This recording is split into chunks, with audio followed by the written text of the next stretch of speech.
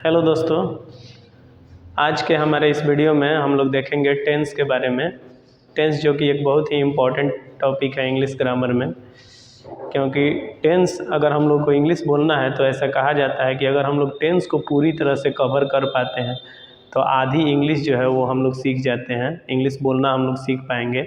बाकी जो English grammar के जितने भी टॉपिक्स हैं वो टेंस के इर्द गिर्द ही घूमते हैं।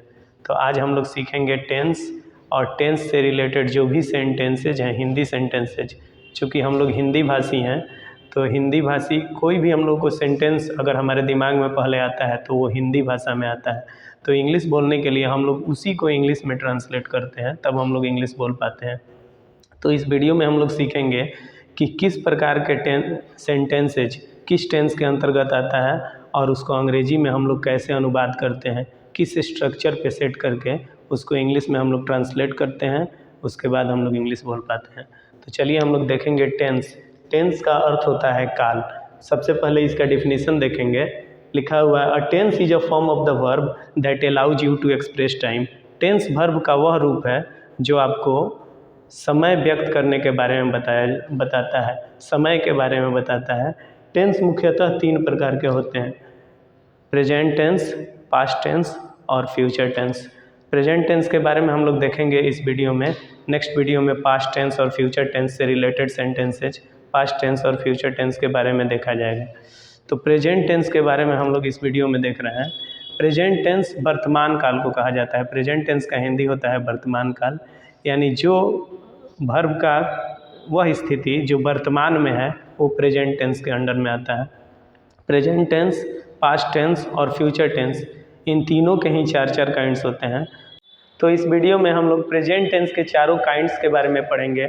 उन चारों काइंड्स के अंतर्गत आने वाले हिंदी सेंटेंसेज की संरचना कैसे होती है, कैसे हम उन हिंदी सेंटेंसेज को पहचान पाते हैं कि कौन सा हिंदी सेंटेंस इस टेंस के अंतर्गत आएगा, और उसके बाद उसके स्ट्रक्चर पे हम लोग उसको सेट करते हैं, तब जाके हम लोग अंग्रेजी में उसको ट्रांसलेट कर पाते हैं।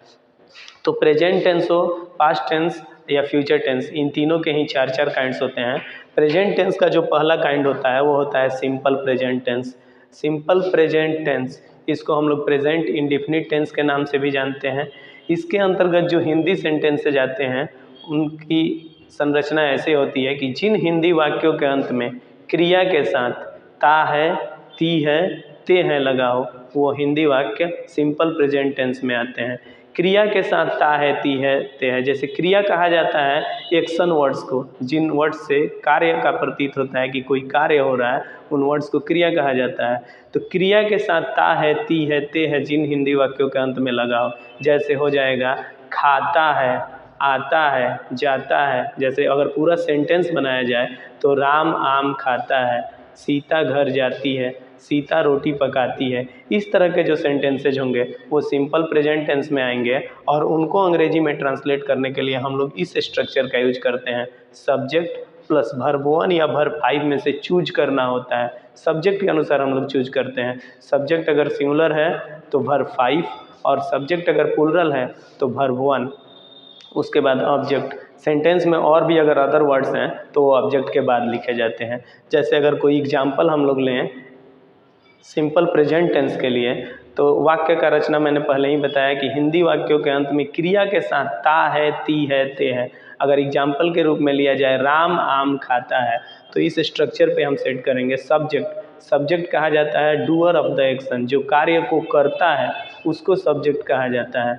तो सबसे पहले सब्जेक्ट को लिखेंगे राम आम खाता है, इसमें कार्य जो हो रहा है उसको करने वाला डूअर कौन है, राम है। तो सबसे पहले राम लिखेंगे। उसके बाद वर्ब 1 या वर्ब 5, तो राम चूँकि सिंगुलर है तो हम लोग सिंगुलर वर्ब लगाएंगे सब्जेक्ट वर्ब एग्रीमेंट के अनुसार।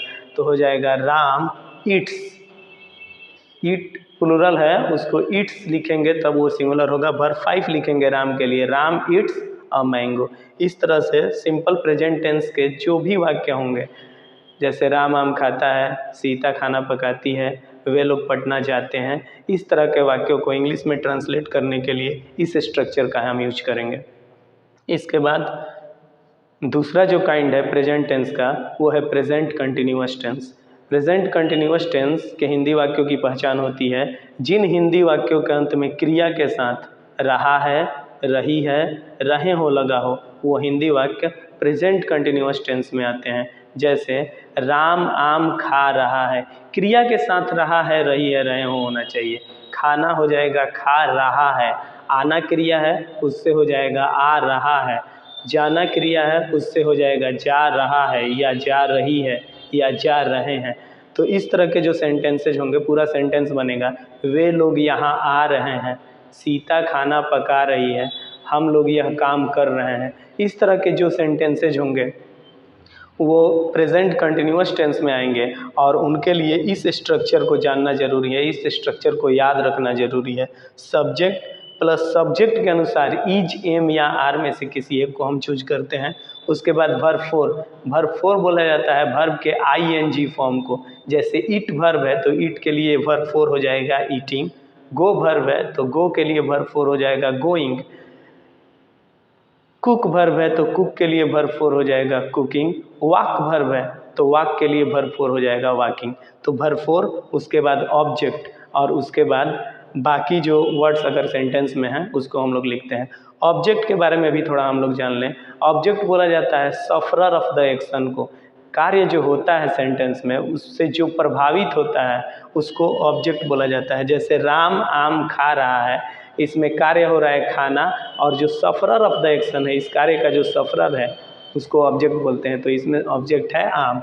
तो राम आम खा रहा है, ये आएगा प्रेजेंट कंटिन्यूअस टेंस में। और इसको जब हम इंग्लिश में ट्रांसलेट करेंगे, स्ट्रक्चर पे सेट करेंगे, राम के लिए चूज करेंगे इज, एम या आर में से इज ईटिंग, वर्ब का ING form eating a mango, Ram is eating a mango. इसके बाद जो तीसरा काइंड है ये है present perfect tense. Present perfect tense के हिंदी वाक्यों की पहचान होती है जिन हिंदी वाक्यों के अंत में क्रिया के साथ चुका है, चुकी है, चुके हों लगा हो, वो हिंदी वाक्य प्रेजेंट परफेक्ट टेंस में आते हैं। जैसे अगर हिंदी वाक्य अगर इस पे बनाया जाए तो होगा राम आम खा चुका है। या इस हिंदी वाक्य को एक और तरीका से बोला जा सकता है, राम ने आम खाया है या राम आम खाया है। चूँकि सेंस सेम निकल रहा है इसीलिए इसको इस स्ट्रक्चर पे बनाएंगे हम लोग। राम आम खा चुका है बोला जाए या राम ने आम खाया है बोला जाए। स्ट्रक्चर सेम होगा, सब्जेक्ट प्लस हैज या have plus verb 3 plus object. अब सब्जेक्ट राम आम खा चुका है, इसमें सब्जेक्ट है Ram, doer of the action को सब्जेक्ट बोला जाता है राम। हैज या हैव में से चूज करेंगे, राम के लिए हैज को हम लोग चूज करेंगे। जैसे जो सिंगुलर सब्जेक्ट्स होते हैं उनके लिए सिंगुलर वर्ब और जो प्लूरल सब्जेक्ट्स होते हैं उनके लिए प्लूरल वर्ब। तो राम के लिए हैज यूज होगा, ही सी इट के लिए हैज यूज होगा। अगर दे है, वी है, यू है, उनके लिए हैव यूज होगा। आई के लिए भी हैव का प्रयोग होता है। या कोई एक नाम है तो हैज का प्रयोग होगा। एक से ज़्यादा नाम है जैसे राम एंड श्याम अगर होगा तो हैव का यूज होगा। तो Ram has eaten a mango हो जाएगा, राम आम खा चुका है या राम ने आम खाया है। इसके लिए इंग्लिश में हो जाएगा Ram has eaten, verb 3।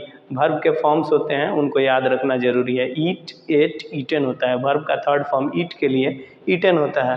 Ram has eaten a mango.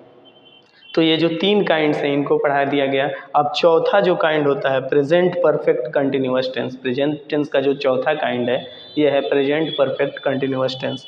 Present perfect continuous tense के हिंदी वाक्यों की पहचान होती है जिन हिंदी वाक्यों के अंत में क्रिया के साथ रहा है, रही है, रहे हो लगा हो और साथ ही वाक्य में समय दिया गया हो, तब वो वाक्य प्रेजेंट परफेक्ट कंटिन्यूअस टेंस के अंतर्गत आता है।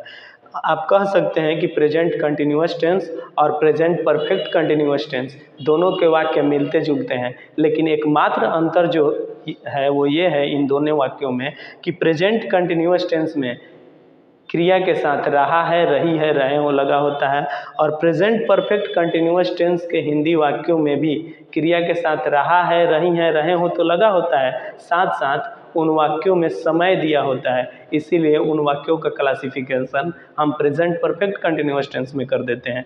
जैसे अगर कोई हिंदी वाक्य लिया जाए तो हो जाएगा राम सुबह से आम खा रहा है। राम आम खा रहा है अगर कोई बोलेगा तो वो प्रेजेंट कंटिन्यूअस टेंस में होगा, लेकिन अगर समय उसमें डाल दिया गया तो बोला जाएगा राम सुबह से आम खा रहा है, तो ये प्रेजेंट परफेक्ट कंटिन्यूअस टेंस में चला जाएगा। इस तरह के हिंदी वाक्यों को इंग्लिश में ट्रांसलेट करने के लिए इस स्ट्रक्चर का यूज होता है। सब्जेक्ट प्लस हैज या हैव सब्जेक्ट के अनुसार चुना जाता है, प्लस बीन प्लस वर्ब का ING form plus object plus since या फॉर प्लस टाइम। टाइम के अनुसार सिंस या फॉर्म में से हम किसी एक को चुनते हैं। अगर निश्चित समय कोई दिया हुआ है तो सिंस का प्रयोग होता है, अगर अनिश्चित समय दिया हुआ है तो फॉर का प्रयोग होता है। सिंस या फॉर को हम कैसे चूज करें, इसके लिए एक अलग से वीडियो हम बना देंगे, उसमें आप लोग समझ जाएंगे कि सिंस का प्रयोग कब होता है और फॉर का प्रयोग कब होता है। लेकिन फ़िलहाल टाइम के लिए सिंस या फॉर में से अगर किसी एक को चुनना है तो अगर निश्चित समय है, जैसे निश्चित कोई समय, जैसे कोई कहे सुबह से तो हम लोग लगाते हैं सिंस मॉर्निंग।